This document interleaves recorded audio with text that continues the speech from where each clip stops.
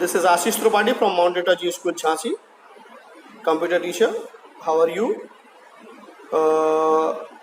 I think your बहुत ही जल्दी आपके एग्जामिनेशन स्टार्ट हो जाने वाले हैं, as soon as possible. So you please concentrate on your studies.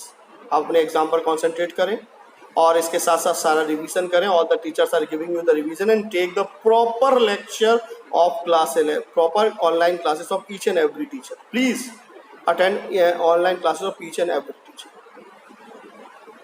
because COVID-19 current direct class possible नहीं है. And maintain your notes on the register. Thank you. Now you can see this is a system. Here on start I am typing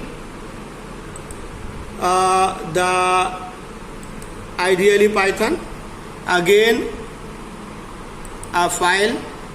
Here this is the interactive mode, and interactive mode, see, you are adding 617 plus 89, this one, you are writing print, then Ashish, it will print Ashish.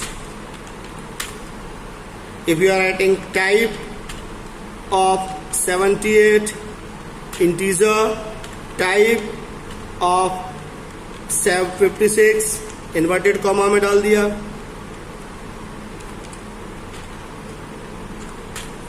String means it will automatically decide what type of the value you are going to do. Now I am coming on interactive mode. Interactive mode, you go there, click on file, new file.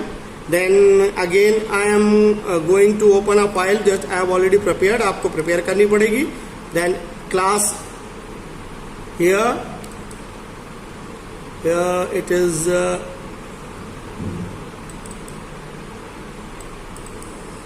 here I have written a program. अब इस programme की एक खास बात देखिए.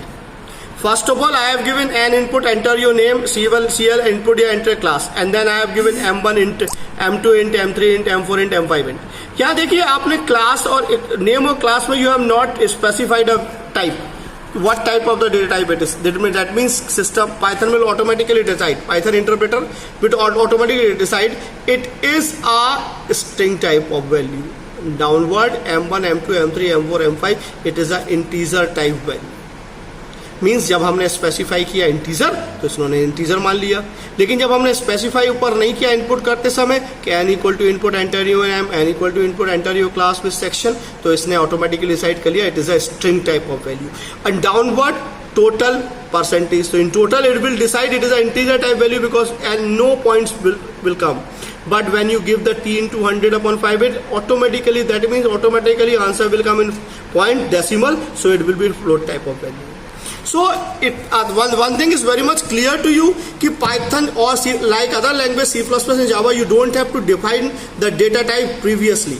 Python will automatically decide the data type. आप तो केवल नाम लिखते जाइए और उसके बाद ऑटोमेटिकली ये डिसाइड कर लेगा कि इसके अंदर क्या पॉसिबिलिटी है, कि इंटीजर है, फ्लोट है, कैरेक्टर. C++ और जावा में you have to define before giving, means string x, integer y and the float m, but here automatically you decide. Now p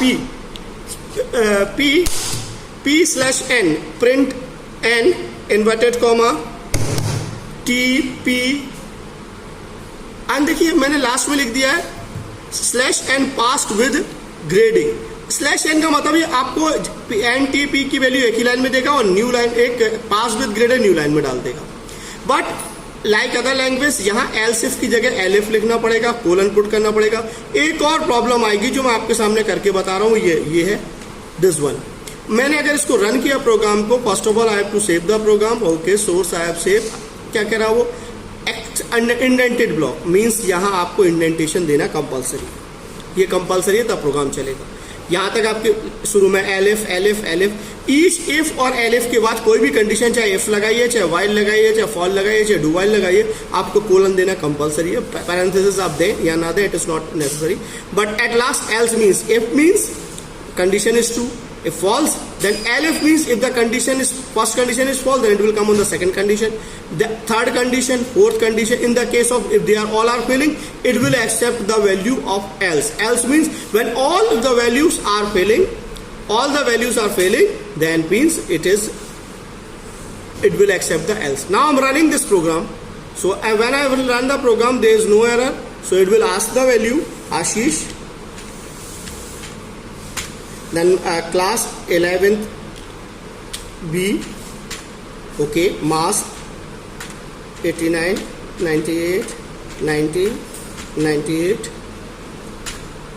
So let's see, I answer pass with grade B because I have put it /n, तो यहाँ पास with grade B आ गया आपका नए line पे, और name, total और percentage एक ही line पर आता है। पहली चीज तो ये क्लियर हो गई। अब यहाँ देख लीजिए, क्लियर ना, /n का मतलब मैंने कहाँ लगाया, /n यहाँ लगाया, पास विद ग्रेड प्लस। अब दूसरी चीज मैं जो आपके सामने बताना चाहता हूँ कि मैंने ये प्रोग्राम कंप्लीट, अब मैं न्यू प्रोग्राम ले लेता हूँ, न्यू फाइल। अब मैंने लिखा n इक्वल टू आशीष, जो डायनेमिक टाइपिंग है आपकी, और मैं लिख रहा हूं प्रिंट n, ये क्या दे देगा, आशीष प्रिंट कर देगा। But now I have written 789 and then I am printing n, that means it will, the value is 789. Again I am printing n upon 10. Okay, it will give the answer. But if here I am putting n upon 10,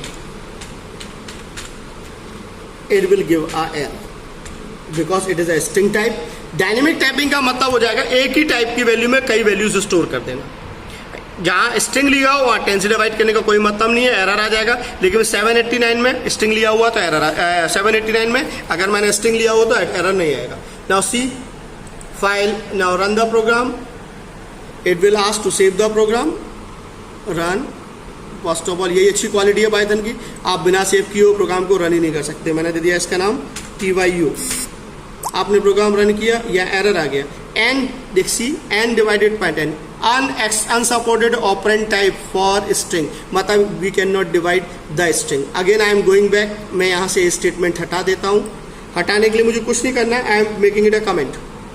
now सबसे खूबसूरती, एक ही variable में string हो, उसी variable में integer. Run module हो गया, देखो आशीष ले लिया, 789 लिया, 789.9, मतलब n एक ही वेरिएबल है लेकिन उसके अंदर दो वैल्यू। तो this is the dynamic typing. So dynamic typing is clear to you. In dynamic typing you have to give the answer. n Ashish print n divided by 10, n 789 print n upon 10 means एक बार n में string value और एक बार n में integer. Okay, thank you.